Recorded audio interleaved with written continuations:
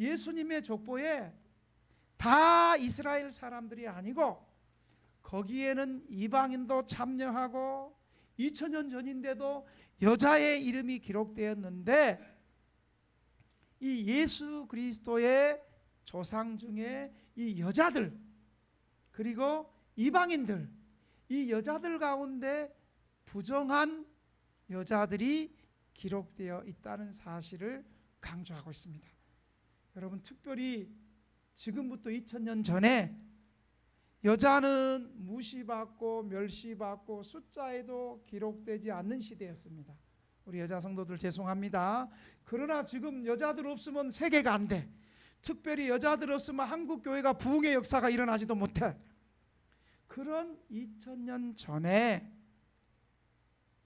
여자들을 예수님의 구원의 조상의 족보에 올린 것은 참으로 복음이 귀하다는 것을 다시 한번 느낄 수 있는 중요한 대목을 마태가 의도적으로 기록했다는 거예요. 여러분, 특별히 오늘 본문에 나오는 예수님의 족보에는 5명의 여자들이 나오는데 그 중에 다말과 밧세바는 가늠한 여인이에요. 도덕적으로 깨끗한 여자가 아니에요. 그리고 기생 라합은 술집 주모예요. 술집 주모고 창녀였고, 룻은 이방 여인입니다. 유대인의 전통에 의하면 이런 이방 여자, 죄인들, 도덕적으로 문제가 있는 여자들을 감히 예수님의 족보에 오를 수 없는 여자들이에요. 그것은 부끄러운 죄로 얼룩진 여인들을 그럼에도 불구하고 기록하고 있음은 예수 그리스도 이름을 믿고 따르는 자들에게는 결코 차별이 없는 하나님의 의로 말미암은 구원이 주어짐을 말하고 있습니다. 그래서 사도 바울은 우리는 예수 안에서 새롭게 된 존귀한 사람들이름을 말하고 있습니다. 보라, 이전 것은 다 지나갔도다. 우리는 그리스도 안에서 새로운 존귀한 존재임을 우리에게 바울은 선포하고 있는 것입니다. 좀 구체적으로 이 여인들을 말하면 첫 번째 3절에 나오는 다말은 바로 유다의 며느리입니다. 이 예수님의 12지파, 구약의 12지파에 나오는 자랑스러운 12지파에 그 유다가 자기 며느리하고 부정적인 관계를 통해서 베레스와 사라를 낳은 이 부도덕한 그 행위를 한 이 여인을 기록하고 있습니다. 그 당시에 다말이 면박으로 얼굴을 가리우고 몸을 휩쌌기 때문에 유다는 자기의 며느리인 줄 알지 못하고 그를 창녀로 여겨서 그에게 들어가 잉태케 했습니다. 유다는 후에 다말이 행음했다는 소식을 듣고 그 행음함으로 잉태했다는 소식을 듣고 그의 며느리를 불태워 죽이려고 했습니다. 그러나 다말이 자기를 잉태케 했다는 사람이 다름 아니라 바로 시아버지인 사실을 증거물로 보여주자 그 명령이 취소되었습니다. 이처럼 부정한 혈통, 유다는 다말에게서 베레스와 사레를 낳고를 거쳐서 구주께서는 그의 인생을 따라 하늘 영광을 따라 육신의 몸을 입고 자기 백성들을 위해서 십자가 지시기까지 기꺼이 십자가의 길을 걸어 가셨습니다. 이 모습을 통해서 충분히 이해하면 마태복음의 족보에는 우리에게 하나님의 크신 은혜와 사랑과 용서가 있고 하나님의 은혜로 구원받을 수 있는 족보임을 우리에게 보여주고 있습니다. 두 번째 나오는 여인이 라합입니다. 라합은 여호수아 2장에 나오는 가나안의 첫 번째 성 여리고 성의 술집 기생이었습니다. 성적으로 문란한 여인입니다. 돈을 벌기 위해서 술을 팔고 더 나아가서 남자들의 시중을 들어주고 몸을 파는 부정한 직업의 여성입니다. 그런데 기생 라합은 여호와 하나님의 승리를 믿고 이스라엘의 군대를 위해서 목숨을 걸고 정탐꾼들을 숨겨주고 도와줌으로 자신의 가족과 온 친척이 구원을 받았습니다.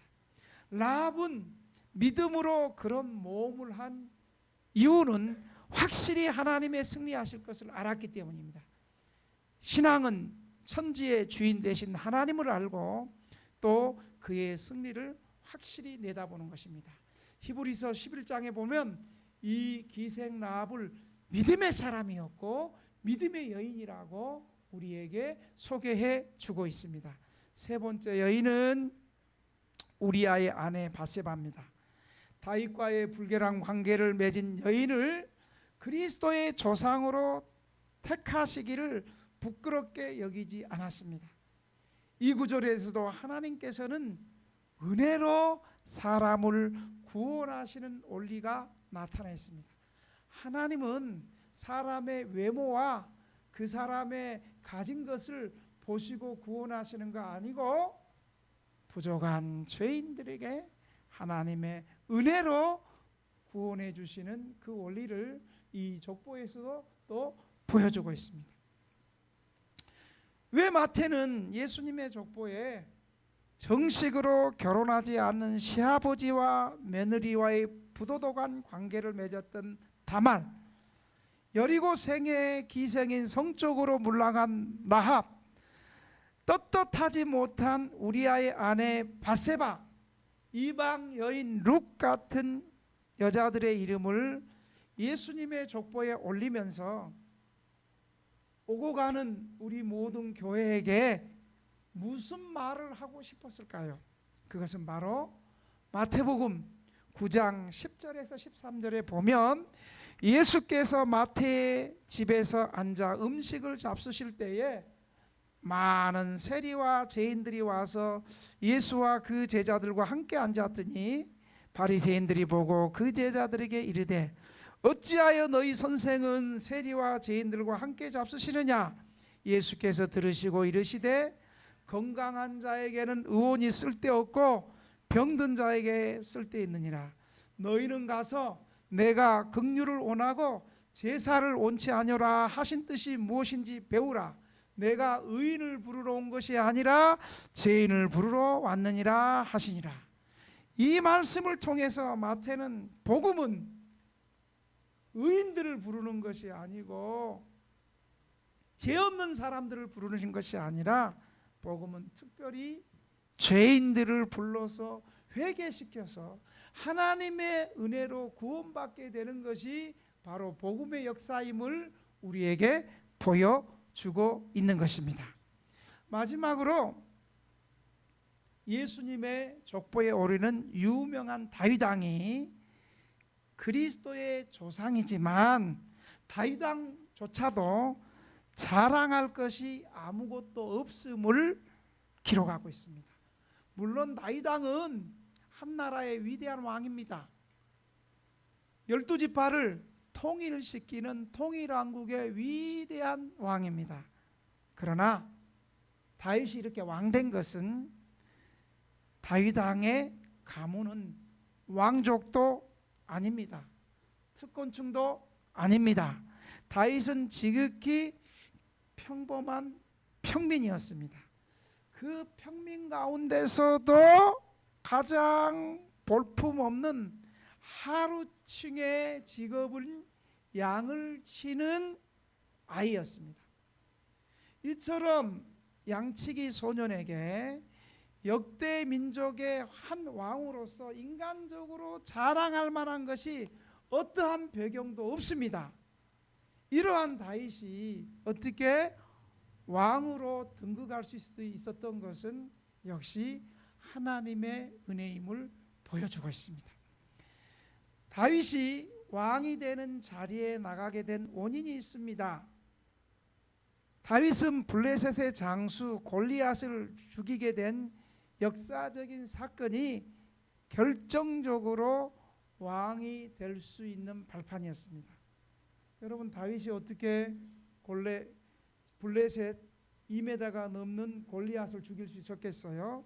그것은 다윗의 무명의 양치기 시절에 주인도 없을 때 홀로 양을 지키면서 최선을 다해 돌팔매질 기술로 연달하고 양을 지키기 위해서 사나운 짐승과 싸우면서 용맹스럽게 연단되었기 때문입니다.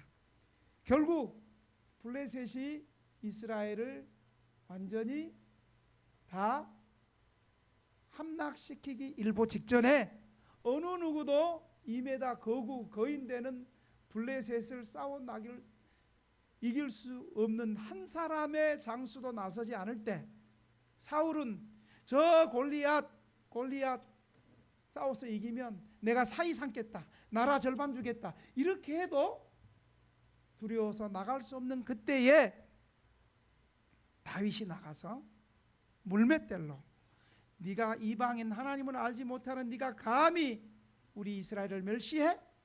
너는 단검 창칼을 의지하지만 나는 여호와의 이름으로 나아겠다 하면서 돌팔매질로 블레셋의 장수 골리앗을 잡았습니다.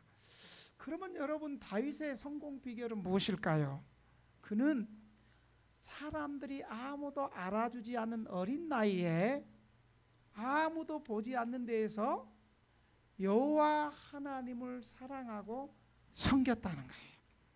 그는 양을 칠 때에 사자와 곰을 죽인 것이 하나님의 능력으로 되는 것을 믿었습니다.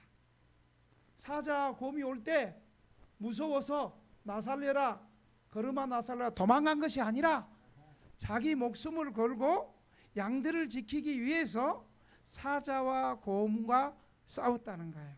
그래서 요한복음 10장에 보면 나는 선한 목자다, 그 얘기할 때 예수님이 이 어린 다윗의 모습을 얘기하는 거예요. 선한 목자는, 거짓 목자는 양들을 지고 도망가지만 선한 목자는 양을 위해서 생명을 건다. 바로 이 얘기했을 때는 사람들이 어린 다윗을 생각했을 거예요. 진정한 왕이 누구냐?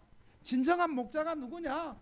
어렵고 힘들 때 양 놓고 도망가는 것이 아니라 양을 위해서 생명을 거는 것이 진정한 목자다, 그것이 구원자다, 말해주는 거예요.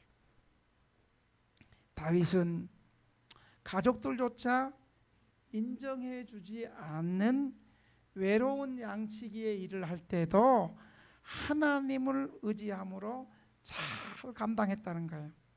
하나님은 이처럼 지극히 적은 일에 충성하는 사람을 귀하게 여기시고 그런 사람에게 큰 일을 맡긴다는 거예요. 아이고, 내가 등대교회에서 뭐 이거 하는 거 누가 알아주겠어? 여러분, 내가 귀하게 여기지 않으면 다른 사람도 귀하게 여기지 않는 거예요. 내가 등대교회에 소속되어서 우리 교회를 귀하게 여기고 여기서 섬기는 하나하나를 하나님이 기억하신다, 하나님이 보신다. 작은 일에 충성하는 사람에게 하나님에게 큰 일도 맡긴다는 사실을 믿으시기 바랍니다. 결국 다윗을 하나님의 위대한 왕으로 하나님이 쓰셨습니다.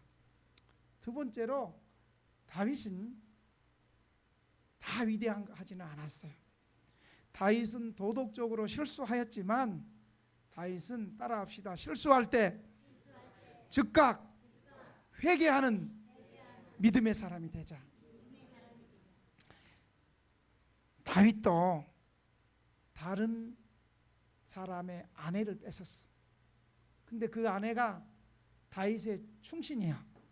그런데 아내 밧세바를 빼앗기 위해서 전정태에 우리아를 전정태에 보내서 그 우리아를 죽게 만들고, 그리고 밧세바를 자기 왕으로 삼은 거예요. 이거 율법에 저촉되어서 돌맞아 죽을 일이에요. 그런데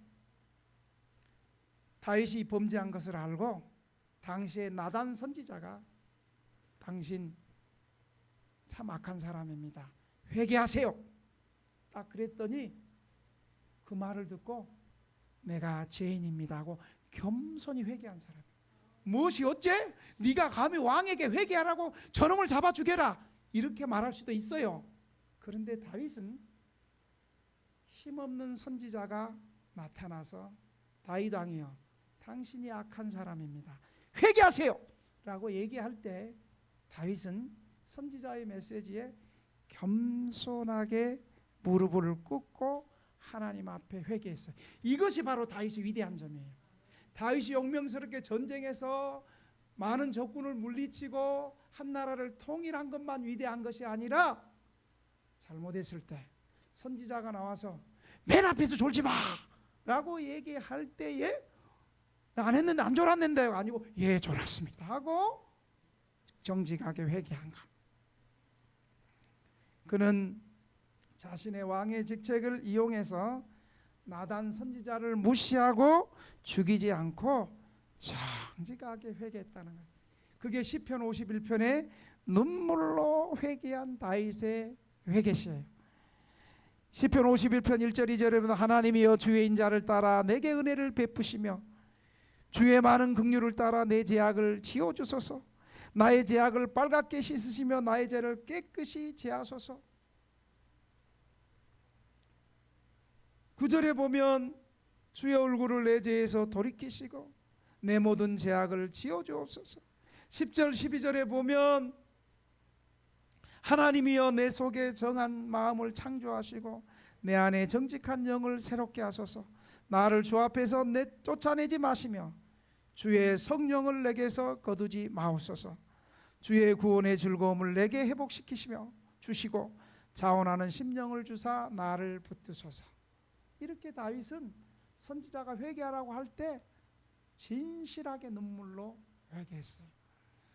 다윗의 성경 비결 두 번째가 바로 범죄한 후에 나단의 책망을 듣고 즉시 회개했다는 거예요. 이것이 바로 다윗이 믿음의 사람이고 신앙의 사람이고 회개한 사람이라는 거예요. 사랑하는 등대교회 성도 여러분, 우리도 다윗처럼 범죄할 수 있습니다. 우리는 연약해서 실수할 수 있고 범죄할 수 있습니다. 그러나 범죄할 때에 솔직하게 그 죄를 인정하고 하나님 앞에 사람 앞에 나와서 회개하고 용서를 구하는 것이 중요한 믿음의 길입니다. 하나님은 진실하게 회개하는 자를 용서해 주시고 그를 만나 주시고 그의 기도를 응답해 주신다는 사실입니다. 왜 우리가 하나님을 진실하게 만날 수 없어요? 진실하게 회개하지 않기 때문이에요. 다윗과 같은 중한 죄인, 자기 여자 뺏고 그 남편 뺏고 얼마나 중한 죄인입니까? 그런데 하나님은 진실하게 회개하는 사람을 용서하시고 자비를 베푸시고 하나님께서 그를 다시 사용하시고 쓰셨다는 사실을 여러분 기억하시기를 바랍니다. 바로 예수님의 족보에는 이런 허물과 죄악투성이가 많지만 하나님은 회개하고 믿음 있는 사람들을 통해서 하나님의 위대한 역사를 일으키신다는 사실을 믿으시기 바랍니다. 우리를 부르신 것도 하나님이 우리 외모를 보시고 혈통을 보시고 부르신 것이 아니라 하나님께서 은혜로 우리를 불러주실 때 이 은혜 앞에 겸손히 순종하고 회개할 때 하나님 우리를 귀하게 사용하신다는 사실을 여러분 믿으시기 바랍니다. 기도하겠습니다. 하나님 아버지, 오늘부터 마태복음을 통해서 우리가 또 은혜 받기를 원합니다. 예수님의 족보 속에 단순히 이 족보가 완벽하고 화려하고 위대한 사람들만 이 족보에 들어온 것이 아니라 오히려 부끄럽고 죄악 가운데 이방 여인 가운데 참 부도덕한 사람들도 주님 부르셔서 하나님의 백성으로 은혜로 불러주시고 용서해 주시고 구원해 주신 이 은혜를 저희들이 평생 고백하며 겸손하게 주 앞에 나오는 주의 백성들 삼아 주시옵소서. 예수님의 이름으로 기도합니다. 아멘. 찬송